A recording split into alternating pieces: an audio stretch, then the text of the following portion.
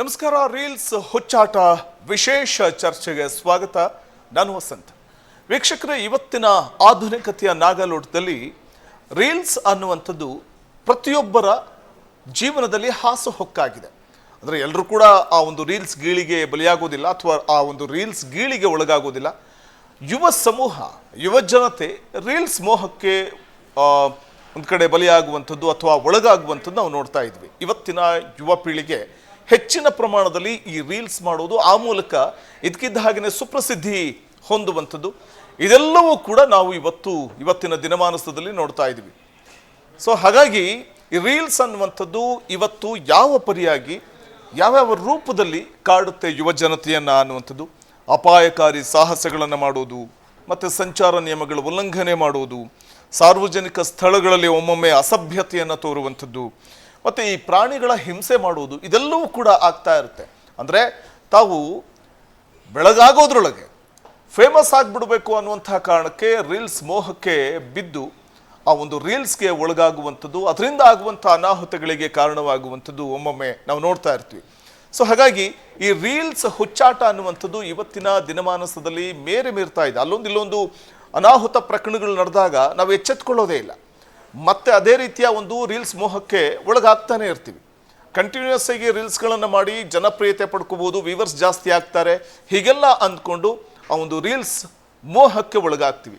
So ಅದು ಯಾವ ರೀತಿ ಅನಾಹುತವನ್ನು ತಂದೊಡ್ಡುತ್ತೆ ಅನ್ನೋದ್ರ ಕುರಿತಾಗಿ ನಾವು ಇವತ್ತು ಚರ್ಚೆಯನ್ನು ಮಾಡ್ತಾ ಹೋಗ್ತಿದ್ವಿ. ಇದೇ ಈ ಹೊತ್ತಿನ ವಿಶೇಷ ಚರ್ಚಾ ಕಾರ್ಯಕ್ರಮ ರೀಲ್ಸ್ ಹುಚ್ಚಾಟ.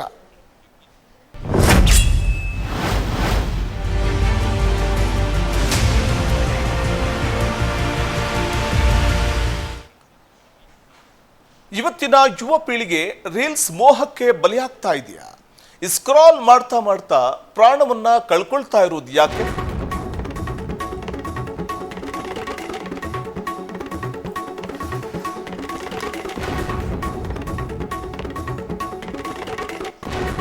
ಹೆತ್ತವರ ಬುದ್ಧಿ ಮಾತಿಗಿಂತ ರೀಲ್ಸ್ ಪ್ರಪಂಚವೇ ದೊಡ್ಡದ. ಲೈಕ್ಸು, ಶೇರ್ಸು, ಕಮೆಂಟ್ಸ್ ಇದೇ ಆಗೋಯ್ತಾ ಬದುಕಿನ ಗುರಿ? ರೀಲ್ಸ್ ಹುಚ್ಚಿಗೋಸ್ಕರ ಬದುಕಿನ ವಾಸ್ತವವನ್ನೇ ಮರೆತರ ಯುವ ಜನತೆ. ಹೆತ್ತವರ ಆಶೀರ್ವಾದಕ್ಕಿಂತ ಹೆಚ್ಚಾಯ್ತಾ ರೀಲ್ಸ್ ವ್ಯೂಸ್? ಸ್ಕ್ರೀನ್ ಅಂಟಿದ ಕಣ್ಣುಗಳು ಮರೆಯಾಗ್ತಾ ಇರುವಂತಹ ಬದುಕಿನ ಗುರಿ ಬದಲಾಗೋಯ್ತಾ? ಲೈಕ್ಸ್ಗೆ ಹೆಚ್ಚು ಮಹತ್ವ ಕೊಡ್ಲಾಗ್ತಾ ಇದೆಯಾ? ರೀಲ್ಸ್ ಅನ್ನುವಂಥದ್ದು ಇವತ್ತು ಯಾವ್ಯಾವ ರೀತಿಯ ಒಂದು ಅನಾಹುತಕ್ಕೆ ಕಾರಣವಾಗ್ತಾ ಇದೆ ಅನ್ನೋದಕ್ಕೆ ಒಂದಷ್ಟು ಎಕ್ಸಾಂಪಲ್ಸ್ಗಳನ್ನು ಕೂಡ ನಾನು ಕೊಡ್ತಾ ಹೋಗ್ತೀನಿ ಈ ಚರ್ಚೆಯ ಸಂದರ್ಭದಲ್ಲಿ. ವೀಕ್ಷಕರೇ, ಪ್ರಮುಖವಾಗಿ ಈ ರೀಲ್ಸ್ ಲೋಕದ ಗುಲಾಮರಾಗ್ತಾ ಇರೋದು ಯಾಕೆ ಯುವ ಜನತೆ? ಲೈಕ್ ಸಿಗಲಿಲ್ಲ ಅಂತ ಆತ್ಮವಿಶ್ವಾಸವನ್ನ ಕಳೆದುಕೊಳ್ಳೋದು ಯಾಕೆ? ಭಾವನೆಗಳಿಗಿಂತ ವಿಡಿಯೋಗಳಿಗೆ ಹೆಚ್ಚು ಮಣೆ ಹಾಕೋದು ಯಾಕೆ? ರೀಲ್ಸ್ ಕ್ರೇಜ್ನಲ್ಲಿ ಬಾಂಧವ್ಯಗಳೇ ಮಾಯವಾಗ್ತಾ ಇದೆ. ಲೈಕ್ಸು, ಕಮೆಂಟ್ಸ್ನಲ್ಲೇ ಹುಡುಕ್ತಾ ಇದ್ದೀರಾ ಬದುಕಿನ ಅರ್ಥವನ್ನ? ಮೊಬೈಲ್ ಪರದೆಯಲ್ಲೇ ಮುಳುಗ್ತಾ ಇದೆಯಾ ಯುವ ಜೀವನ? ವಿಡಿಯೋಗಳ ಹಿಂದೆ ಓಡುವ ಭರಾಟೆಯಲ್ಲಿ ಬದುಕನ್ನೇ ಕಳ್ಕೊಳ್ತಾ ಇದ್ದಾರೆ.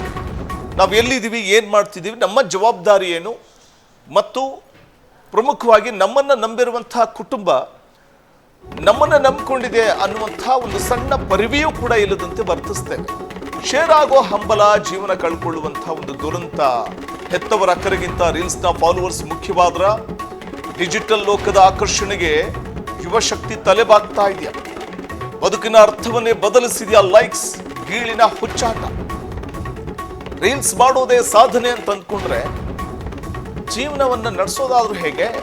ಸ್ಕ್ರೀನ್ ಮೇಲೆ ಕಾಣುವ ವರ್ಚುವಲ್ ಪ್ರಪಂಚವೇ ದೇವರಾಗಿ ಹೋಗುತ್ತೆ.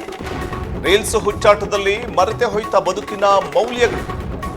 ಕ್ಷಣಿಕ ಖುಷಿಗೋಸ್ಕರ ಇಡೀ ಜೀವನವನ್ನ ಹಾಳು ಮಾಡ್ಕೊಳ್ತಾ ಇದ್ದೀರಾ. ಯುವಕರ ಬದುಕಿನ ಸತ್ಯವನ್ನ ಮರೆತರೆ ಸೋಲು ಕಟ್ಟಿಟ್ಟು ಬುತ್ತಿ. ಇದು ಇವತ್ತಿನ ಯುವ ಸಮೂಹ, ಯುವ ಜನತೆ ಅರಿಯಬೇಕಾದಂತಹ ಒಂದು ನಗ್ನ ಸತ್ಯ. ಯಾಕೆಂದ್ರೆ ರೀಲ್ಸ್ ಮಾಡೋದ್ರಿಂದ ನನಗೆ ವ್ಯೂಸ್ ಹೆಚ್ಚಾಗಬಹುದು, ಹೆಚ್ಚಿನ ಲೈಕ್ಸು, ಕಮೆಂಟ್ಸ್ಗಳು ಬರಬಹುದು. ಅದರಿಂದ ಆ ಕ್ಷಣಕ್ಕೆ ಒಂದಷ್ಟು ಮನಸ್ಸಿಗೆ ತೃಪ್ತಿ ಆಗ್ಬೋದು ಅಥವಾ ಸಂತೋಷ ಸಿಗಬಹುದು. ಆದರೆ ಅದೇ ಜೀವನ ಆಗೋದಿಲ್ವಲ್ಲ. ನಮ್ಮನ್ನು ನಂಬಿ ಒಂದು ಕುಟುಂಬ ಇರುತ್ತೆ, ಹೆತ್ತವರು ಇರ್ತಾರೆ, ಅಥವಾ ತಮ್ಮ, ಅಕ್ಕ, ಅಣ್ಣ, ಹೀಗೆ ಸಹೋದರ ಸಹೋದರಿಯರು ಇರ್ತಾರೆ, ಅಥವಾ ಯಾರೋ ಒಬ್ಬರು ಅಜ್ಜಿ ಇರ್ತಾರೆ. ಹೆತ್ತವರು ಇರ್ತಾರೆ, ಅವರೆಲ್ಲರಿಗಿಂತನೂ ಇದೇ ಮುಖ್ಯ ಆಯಿತು, ರೀಲ್ಸೇ ಮುಖ್ಯ ಆಯಿತು ಅನ್ನುವಂಥವ್ರಿದ್ದಾರೆ. ಆ ಗೀಳಿಗೆ ಒಳಗಾಗಿ ಇವತ್ತಿನ ದಿನಮಾನಸದಲ್ಲಿ ಮಕ್ಕಳು ಆಟವನ್ನೇ ಮರೆತಿದ್ದಾರೆ. ಮೊಬೈಲ್ ಕೈಯಲ್ಲಿದ್ದರೆ ಸಾಕು, ಆಟ ಇವತ್ತಿನ ದಿನಮಾನಸದಲ್ಲಿ ನಾವು ಬಾಲಕರಾಗಿದ್ದಂಥ ಸಂದರ್ಭದಲ್ಲಿ, ಹುಡುಗರಾಗಿದ್ದಂಥ ಸಂದರ್ಭದಲ್ಲಿ ಆಡ್ತಾ ಇದ್ದಂಥ ಎಷ್ಟೋ ಆಟಗಳು ಇವತ್ತು ಮರೆಯಾಗಿ ಹೋಗಿದೆ. ಆ ಆಟಗಳ ಬಗ್ಗೆ ಲವಲೇಶವೂ ಕೂಡ ಗೊತ್ತಿಲ್ಲ ಇವತ್ತಿನ ಯುವ ಸಮೂಹಕ್ಕೆ. ಬರೀ ಮೊಬೈಲ್ ಇಟ್ಕೊಂಡು ಬಿಟ್ಟರೆ ಮುಗಿದು ಹೋಯಿತು, ಮೊಬೈಲೇ ಪ್ರಪಂಚ ಅಂತ ಭಾವಿಸ್ತಾರೆ.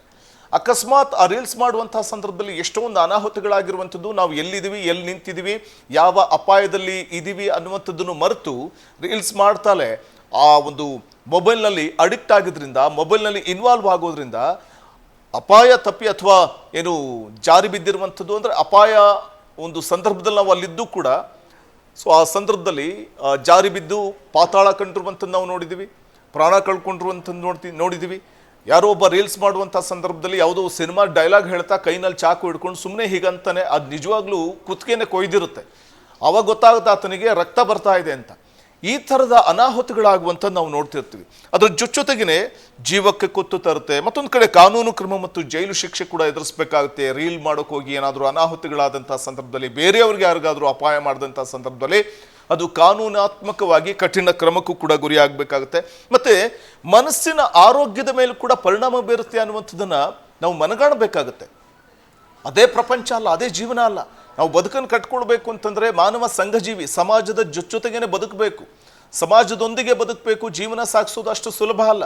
ಮೊಬೈಲ್ನಲ್ಲಿ ವಿಡಿಯೋಗಳನ್ನು ನೋಡಿದಂತಲ್ಲ ಅಥವಾ ರೀಲ್ಸ್ ಮಾಡಿದಂತಲ್ಲ ಜೀವನ, ಬಹುದೊಡ್ಡ ಸಾಗರ. ಸೊ ಅದನ್ನು ನಾವು ಈಜಿ ದಡ ಸೇರಬೇಕು ಅಂತಂದಾಗ ನಾವು ವಾಸ್ತವತೆಯ ಅರಿವಿನ ಜೊತೆ ಕುಟುಂಬದ ಜೊತೆ ಬದುಕಬೇಕು, ನಮ್ಮ ಜೀವನವನ್ನು ಕಟ್ಕೊಳ್ಬೇಕು. ಆದರೆ ಅದೆಲ್ಲವನ್ನು ಕೂಡ ಮರೆತು ಎಲ್ಲೋ ಒಂದು ಕಡೆ ರೀಲ್ಸ್ ಅನ್ನುವಂಥ ಒಂದು ಹುಚ್ಚಾಟಕ್ಕೆ ಬಿದ್ದು ತಪ್ಪು ಹಾದಿಯನ್ನು ತುಳಿತಾ ಇದೆ ಯುವ ಸಮೂಹ ಅನ್ನೋದ್ರ ಕುರಿತಾಗಿ ನಾವು ಇವತ್ತು ಮಾತಾಡ್ತಿದ್ವಿ. ನನ್ನ ಜೊತೆ ಅತಿಥಿಗಳು ಕೂಡ ಜಾಯ್ನ್ ಆಗ್ತಾ ಇದ್ದಾರೆ. ನನ್ನ ಜೊತೆ ಪ್ರೇಮಮೂರ್ತಿಯವರು ಇದ್ದಾರೆ, ಸಾಮಾಜಿಕ ಹೋರಾಟಗಾರರು. ಅವ್ರನ್ನ ವೆಲ್ಕಮ್ ಮಾಡ್ಕೋತೀನಿ ಕಾರ್ಯಕ್ರಮಕ್ಕೆ. ಮೇಡಮ್ ನಮಸ್ತೆ, ಕಾರ್ಯಕ್ರಮಕ್ಕೆ ಸ್ವಾಗತ. ನಮಸ್ತೆ ಸರ್. ಬಹುಶಃ ಇವತ್ತಿನ ಯುವ ಸಮೂಹ ಈ ರೀಲ್ಸ್ ಹುಚ್ಚಾಟಕ್ಕೆ ಬಿದ್ದು ಎಲ್ಲೋ ಒಂದು ಕಡೆ ವಾಸ್ತವತೆಯನ್ನೇ ಬರಿತಾ ಇದೆಯಾ ಅಂತ ತಾವು ಯಾವ ರೀತಿ ವ್ಯಾಖ್ಯಾನಿಸ್ತೀರಿ ಇವತ್ತಿನ ದಿನಮಾನಸದಲ್ಲಿ ಬೆಳವಣಿಗೆಗಳು? ಈ ರೀಲ್ಸ್ ಹುಚ್ಚಾಟ ಅಂತಾರೆ ನಮ್ಮ ಕಣ್ಣಿಗೆ ಎರಡು ಈ ಪಿಕ್ಚರ್ಗಳು ನಮ್ಮ ಕಣ್ಣಿಗೆ ಇವತ್ತಿಗೂ ಮರೆಯಾಗದೆ ಇರೋವಂಥ ಒಂದು ಚಿತ್ರಣಗಳು ಸರ್. ಒಂದು ರೀಲ್ಸಲ್ಲಿ ಗಂಡ ಹೆಂಡತಿ ತನ್ನ ಮಗು ತನ್ನ ಜೊತೆ ಜನ ಸೇರಿಕೊಂಡು ಅವಳು ಗಂಡ ಫೋಟೋ ಹಿಡಿತಾ ಇದ್ದಾನೆ, ಇವಳು ಮುಂದಕ್ಕೆ ಹೋಗ್ತಾನೆ ಇದ್ದಾಳೆ, ಆ ಮಗು ಅಮ್ಮ ಅಂತ ಕಿರ್ಚ್ಕೊಳ್ತಾ ಇದೆ, ಅವನು ರೀಲ್ಸ್ ತೆಗೆಯೋದ್ರಲ್ಲಿ ತನ್ಮಯನಾಗಿದ್ದಾನೆ. ಹೆಂಡತಿ ನೀರಲ್ಲಿ ಕೊಚ್ಚಿ ಹೋಗ್ತಾ ಇರೋದನ್ನ ಆ ಫೋಟೋ ಹಿಡಿತಾ ಇದ್ದಾನೆ. ಕೊಚ್ಕೊಂಡು ಹೋಗ್ತಾ ಆ ತಾಯಿ ಹೊರಟೇ ಹೋಗ್ಬಿಟ್ಲು. ಈ ಮಗು ಅಮ್ಮ ಅಮ್ಮ ಅಂತ ಕಿರ್ಚ್ಕೊಳ್ಳೋದನ್ನ ನಾವು ಆ ದಡದಲ್ಲಿ ನಿಂತ್ಕೊಂಡು ಅಮ್ಮ ಅಂತ ಕೂತ್ಕೊಳ್ತಿರೋದನ್ನ ನಾವು ನೋಡಿದ್ವಿ. ಇನ್ನೊಂದು ಕಡೆ 5 ಜನ ಇಂಜಿನಿಯರ್ ವಿದ್ಯಾರ್ಥಿಗಳು ಒಂದು ಬಂಡೆಕಲ್ ಮೇಲೆ ನಿಂತ್ಕೊಂಡಿರ್ತಾರೆ. ಅವರು ಎಲ್ಲರನ್ನೂ ಅಪ್ಕೊಂಡು ಒಬ್ರಿಗೊಬ್ರು ತಬ್ಕೊಂಡು 5 ಜನ ನಿಂತಿರ್ತಾರೆ. ಆದರೆ ಸ್ವಲ್ಪ ನೀರು ಬರ್ತಾ ರೀಲ್ಸ್ ಹುಚ್ಚಾಟ. ಅಲ್ಲಿ ಒಬ್ಬನ ದಡದಲ್ಲಿ ನಿಂತ್ಕೊಂಡು ಫೋಟೋ ತೆಗಿತಾ ಇರ್ತಾನೆ. ಆ ನೀರಿನ ರಭಸಕ್ಕೆ ಒಬ್ಬನು ಬಿದ್ದಿದ ತಕ್ಷಣ ಎಲ್ಲರೂ 5 ಜನ ಅದೇ ಟೈಮ್ನಲ್ಲೇ ಕೊಚ್ಕೊಂಡು ಹೋಗೋದನ್ನು ನಾವು ಕಣ್ಣಿಂದ ನೋಡಿದ್ದೀವಿ. ಕಡೆಗೆ 5 ಜನರದ್ದು ಡೆಡ್ ಬಾಡಿ ಸಿಕ್ತು ಅಂತ ನಾವು ಪೇಪರ್ಗಳಲ್ಲಿ ಮೀಡಿಯಾಗಳಲ್ಲಿ ನೋಡಿದ್ವಿ. ಈ 2 ಕಣ್ಣು ಮುಂದೆ ಬಂದಾಗ ಆ ಮಕ್ಕಳನ್ನ ಹೆತ್ತವ್ರು ಯಾರು? ಆಮೇಲೆ ಆ ತಾಯಿ ಹೋಗ್ಬಿಟ್ಲು, ಆ ಮಗುನ ನೋಡ್ಕೊಳ್ಳೋದು ಯಾರು? ಆಮೇಲೆ ಇನ್ನೊಂದು ಕಡೆ 4 ಜನ ಲೇಡೀಸು ಡ್ಯಾನ್ಸ್ ಮಾಡ್ತಾರೆ ಮಧ್ಯದಲ್ಲಿ, ನೀರು ಮಧ್ಯದಲ್ಲಿ ಹೋಗಿ ಡ್ಯಾನ್ಸ್. ಮೊನ್ನೆ ಇತ್ತೀಚೆಗೆ ರೀಸೆಂಟಾಗಿ 4 ಜನ ಮಹಿಳೆಯರು ಡ್ಯಾನ್ಸ್ ಮಾಡ್ತಾ ಹೋಗ್ತಾರೆ. ಆ ಮಗು ನಾನು ಬರ್ತೀನಿ ಅಮ್ಮ, ನಾನು ಬರ್ತೀನಿ ಅನ್ನತ್ತೆ. ಕಡೆಗೆ ಆ ಮಗುನ ಕರ್ಕೊಂಡು ಹೋಗಲ್ಲ, ಮಗುನ ಉಳಿಸ್ತಾರೆ. ಆ 4 ಜನರ ಜೊತೆಗೆ ಆ ಕ್ಯಾಬ್ ಡ್ರೈವರ್ ಸಹ ಹೋಗಿದ್ದಾನೆ. ಆ ಗಂಡ ಮಾತ್ರ ಮಗು ಜೊತೆ ಉಳ್ಕೊಂಡಿದ್ದಾನೆ, ವಿಡಿಯೋ ಮಾಡ್ತಾ ಇದ್ದಾನೆ.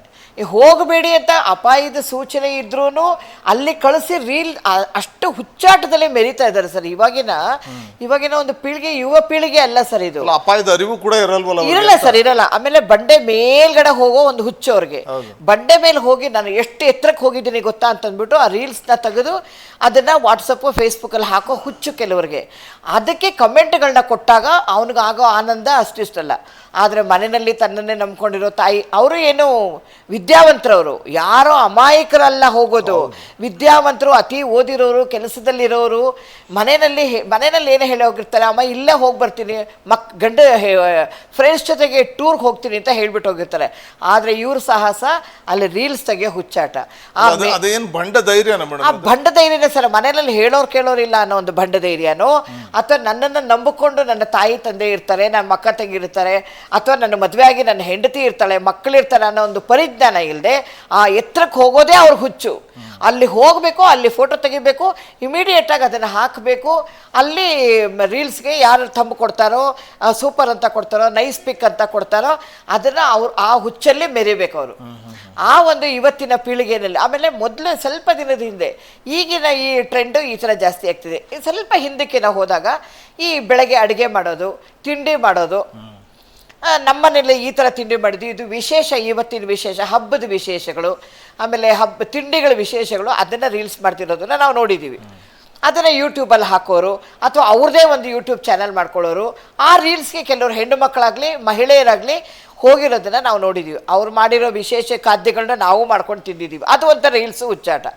ಆದರೆ ಇದು ಏನಾಗಿದೆ ಅಂತಾರೆ ನೋಡಿ, ನಿನ್ನೆ ಮೊನ್ನೆ ಒಬ್ಬ ಅದರ ಜೊತೆಗೆ ಟ್ರಕ್ಕಿಂಗ್ ಅಂತ ಹೋಗ್ತಾರೆ. ಆ ಈಗಿನ ಮಳೆಗಾಲದಲ್ಲಿ ಒಬ್ಬ ಅದ್ವೈತನ ಹುಡುಗ, ಈಗ ಮೊನ್ನೆ ಈ 3 ದಿನದಿಂದ ಹೋಗಿ 3 ದಿನದಿಂದ ಹುಡುಕ್ತಾ ಇದ್ದಾರೆ. ಆತ ಎಲ್ಲಿದ್ದಾನೆ, ಪ್ರಾಣಿಗಳಿಗೆ ಬಲಿಯಾಗಿದ್ದಾನೋ ಅಥವಾ ಎಲ್ಲಿ ಕೆಳಗಡೆ ನಿಧಾನ, ಏನೂ ಗೊತ್ತಿಲ್ಲ ಸರ್. ಆ ಟ್ರಕ್ಕಿಂಗ್ ಹೋಗ್ಬೇಕಾ ಈ ಮಳೆಗಾಲ, ಎಲ್ಲ ಕಡೆ ಮಳೆ ಬಂದು ಮಳೆ ನೆಂದಿರತ್ತೆ, ಮಣ್ಣು ನೆಂದಿರತ್ತೆ, ಜಾರಿದ್ರೆ ಒಂದು ಹೆಜ್ಜೆ ಇಟ್ಟರೆ ಸಾಕು ತಾವು ಪಾತಾಳಕ್ಕೆ ಹೋಗೋದು ಅಂತ ಗೊತ್ತಿದ್ರು ಆ ಟ್ರಕ್ಕಿಂಗ್ ಹೋಗ್ತಾರೆ, ರೀಲ್ಸ್ ಮಾಡ್ತಾರೆ ಅಂತಂದರೆ ಇವ್ರಿಗೆ ದುರಹಂಕಾರ ಅನ್ನಬೇಕಾ, ಅಥವಾ ಇವ್ರಿಗೆ ಜವಾಬ್ದಾರಿ ಇಲ್ಲ ಅಂತ ಅನ್ನಬೇಕಾ, ಅಥವಾ ಇವ್ರ ಹುಚ್ಚಾಟಕ್ಕೆ ಹೇಳೋರು ಕೇಳೋರು ಇಲ್ಲ ಅಂತ ಅನ್ನಬೇಕಾ? ಇದೆಲ್ಲ ಒಂದು ಯಕ್ಷ ಪ್ರಶ್ನೆ ಆಗುತ್ತೆ. ಅಲ್ಲ, ಯುವ ಜನ ಈಗ ರೀಲ್ಸ್ ಸಂದರ್ಭದಲ್ಲಿ ಕ್ಷಣಿಕ ಪ್ರಚಾರಕ್ಕೋಸ್ಕರ ತಮ್ಮ ಅಮೂಲ್ಯವಾದಂಥ ಜೀವನವನ್ನ ಅಥವಾ ಜೀವವನ್ನ ಕಳ್ಕೊಳ್ಳುವಂಥದ್ದು, ಎರಡೂ ಜೀವ ಕಳ್ಕೊಂಡಿರೋದ್ರ ಜೀವನನೇ ಇಲ್ವಾ, ಎಲ್ಲ ಕಳ್ಬಹುದು. ಸೊ ಅದು ಜೊತೆಗೇನೆ ಈ ವ್ಯೂಸ್ ಸಿಗ್ಲಿಲ್ಲ ಅನ್ನುವಂಥ ಒಂದೇ ಕಾರಣಕ್ಕೆ ಮಾನಸಿಕ ಖಿನ್ನತೆಗೆ ಒಳಗಾಗ್ತಾರಲ್ಲ, ಇದಂತೂ ದೊಡ್ಡ ದುರಂತ. ಖಂಡಿತ ಸರ್. ಈಗ ಅವರು ನಾನು ಹೇಳಿದೆ, ಮೇಲ್ಗಡೆ ಹೋಗಿ ಎತ್ತರಕ್ಕೆ ಹೋಗ್ಬಿಟ್ಟು ಫೋಟೋ ಹಾಕ್ತಾರೆ.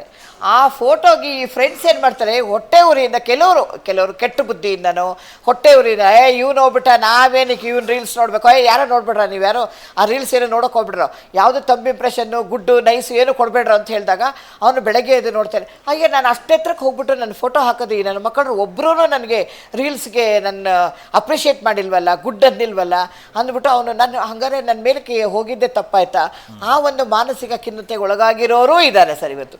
ಅಂದರೆ ಅದೇ ಖುಷಿ ಅವ್ರಿಗೆ. ಆ ರೀಲ್ಸ್ ಹುಚ್ಚಾಟದಲ್ಲಿ ನನಗೆ ಎಷ್ಟು ಕಮೆಂಟ್ಸ್ ಜಾಸ್ತಿ ಬಂದರೆ ಅಷ್ಟು ಖುಷಿ ಅವ್ರಿಗೆ. ಒಂದು ಕಮೆಂಟ್ಸ್ ಸಿಗ್ಲಿಲ್ಲ ಅಂತಂದರೆ ಅವ್ರು ಅದೇ ಯೋಚನೆ ಮಾಡ್ತಾರೆ, ಯಾಕೆ ಕಮೆಂಟ್ಸ್ ಹಾಕಿಲ್ಲ, ಅದು ಕೇಳೋರಿದೆ, ಯಾಕೋ ಕಮೆಂಟ್ಸ್ ಹಾಕಿಲ್ಲ ಅದು ಗಲಾಟೆಗಳು ಮಾಡ್ಕೊಳ್ಳೋರು ಇದ್ದಾರೆ. ಯಾಕೆ ನೀನು ಕಮೆಂಟ್ಸ್ ಹಾಕಿಲ್ಲ, ನಾನು ನಿನ್ನೆ ಹಾಕಿದ್ದಲ್ಲ, ನೀನು ಕಮೆಂಟ್ ಹಾಕಿಲ್ಲ, ಯಾಕೆ ಹಾಕಿಲ್ಲ, ನಿನಗೆ ಹೊಟ್ಟೆ ಉರಿನ ನನ್ನ ಮೇಲೆ, ನಿನಗೆ ಕೆಟ್ಟ ಬುದ್ಧಿ ಬಂತ, ಹೊಟ್ಟೆ ಉರಿ ಬಂತ ಅಂತ ಕೇಳಿರೋ ಪ್ರಸಂಗಗಳು, ಜಗಳ ಆಗಿರೋ ಪ್ರಸಂಗಗಳು ಇದೆ ಇವತ್ತು.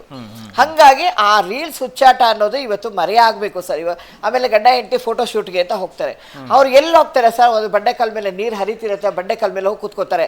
ಆ ಬಂಡೆ ಜಾರತ್ತೆ ಅಂತ ಗೊತ್ತಿರಲ್ಲ, ಅಥವಾ ನಾವು ಕೆಳಗಡೆ ಹೋಗ್ತಾ ಇದೀವಿ ಅಂತ ಗೊತ್ತಿಲ್ಲ, ನೀರಿನ ರಭಸಕ್ಕೆ ನಾವು ಕೊಚ್ಕೊಂಡು ಹೋಗ್ತೀವಿ ಅಂತ ಜ್ಞಾನ ಇರಲ್ಲ. ಅವ್ರು ಯಾವುದೋ ಒಂದು ಅರಿವೇ ಇಲ್ಲದೆ ಫೋಟೋ ತೆಗಿಬೇಕು, ಆ ರೀಲ್ಸಲ್ಲಿ ಹುಚ್ಚಾಟ ಮೆರಿಬೇಕು, ಅಷ್ಟೇ ಅವ್ರದ್ದು ಒಂದು ಗುರಿ ಇಟ್ಕೊಂಡಿರ್ತಾರೆ. ಅದರಲ್ಲಿ ಈಗ ಅನಾಹುತಗಳು ಒಂದಲ್ಲ ಒಂದು ಜಾಸ್ತಿ ಆಗಿ ಪ್ರಾಣಾಪಾಯಗಳು ಇವತ್ತು ತುಂಬ ಆಗ್ತಾ ಇದೆ. ಇದು ಸ್ಕ್ರಾಲ್ ಮಾಡ್ತಾ ಸಮಯ ಹಾಳು ಮಾಡಿಕೊಳ್ಳುವಂಥದ್ದು, ಸೊ ಅದೇ ಜೀವನ ಆಗ್ಬಿಡುತ್ತಾ ಮೇಡಮ್? ಅಲ್ಲ, ಕೆಲವ್ರಿಗೆ ಅದೇ ಒಂದು ಸರ್, ಕೆಲವ್ರಿಗೆ ಬೆಳಗ್ಗೆ ರೀಲ್ಸ್ ಮಾಡಲೇಬೇಕು, ಬೆಳಗ್ಗೆ ಎದ್ದು ರೀಲ್ಸ್ ಮಾಡಬೇಕು. ನಾನು ಒಂದು ಯಾವುದಕ್ಕೆ ಹೊರಗಡೆ ಹೋಗ್ತೀನ, ಅಥವಾ ಯಾರನ್ನ ಫ್ರೆಂಡ್ನ ಮೀಟ್ ಮಾಡ್ತೀನ, ಅಥವಾ ಯಾವುದಾದ್ರು ದೇವಸ್ಥಾನಕ್ಕೆ ಹೋಗ್ತೀನ, ಯಾವುದಾದ್ರು ಎಲ್ಲಿಗಾರು ಹೋದ್ರಿ ಆ ರೀಲ್ಸ್ ಮಾಡಿ ಅವ್ರು ಹಾಕ್ಲೇಬೇಕು. ಅವತ್ತು ಹಾಕ್ಲೇ ಅಂದ್ರೆ ಅವ್ನಿಗೆ ತಿಂದನ್ನ ಜೀರ್ಣ ಆಗಲ್ಲ. ಇವತ್ತು ನಾನು ರೀಲ್ಸ್ ಮಾಡಿಲ್ಲ, ಹಾಕ್ಲಿಲ್ಲ ಅಂತಂದ್ರೆ ವ್ಯೂವರ್ಸ್ ಕಡಿಮೆ ಆಗ್ಬಿಡ್ತಾರೆ, ನನ್ನ ಫ್ರೆಂಡ್ಸ್ ಅಲ್ಲಿ ನನಗೆ ಕಡಿಮೆ ಆಗ್ಬಿಡ್ತಾರ, ನನ್ನ ನೋಡೋ ಜನ ಕಡಿಮೆ ಆಗ್ಬಿಡ್ತಾರ. ಆ ಒಂದು ಮಾನಸಿಕ ತೊಳಲಾಟದಲ್ಲಿ ಅವನು ನಿಜವಾಗ್ಲೂ ಯಾವಾಗ ಒಂದು ರೀಲ್ಸ್ ಹುಚ್ಚಾಟಕ್ಕೆ ಹೋಗ್ತಾನಲ್ಲ, ಅವನು ನಿಜವಾಗ್ಲೂ ಮಾನಸಿಕ ರೋಗಿ ಆಗ್ಬಿಡ್ತಾನೆ. ಹೋಗ್ತಾ ಅವನು ಮಾನಸಿಕ ರೋಗಿ ಆಗ್ಬಿಡ್ತಾನೆ. ಅವನಿಗೆ ಹೇಳೋರು ಕೇಳೋರು ಯಾರು ಇಲ್ಲ ಅಂತ ಅನ್ಕೊಂಡು ಅವನು ಬಂಡತನದಲ್ಲಿ ಹೋಗ್ತಾನೆ. ಆದ್ರೆ ಮನೆಯಲ್ಲಿ ಅವನು ಪ್ರಾಣ ಕಳ್ಕೊಂಡ್ರೆ ಮನೆಯಲ್ಲಿ ಅನುಭವಿಸೋರು ಯಾರು? ಮನೆ ಮಂದಿ, ಹೆಂಡತಿ ಆಗಿರ್ಬೋದು, ಮಕ್ಕಳಾಗಿರ್ಬೋದು, ತಂದೆ ತಾಯಿ ಆಗಿರ್ಬೋದು, ಅಣ್ಣ ತಂಗಿರು ಆಗಿರ್ಬೋದು, ತಮ್ಮಂದಿರಾಗಿರ್ಬೋದು, ಅಥವಾ ಇವನಿಂದನೇ ಜೀವನ ನಡೀತಿರ್ಬೋದು ಮನೆ. ಆ ಥರ ಮನೆಗಳು ಎಷ್ಟು ನರಕ ಆಗ್ಬಿಡುತ್ತೆ ಸರ್. ನಾವು ಅದನ್ನು ಯೋಚನೆ ಮಾಡಬೇಕು.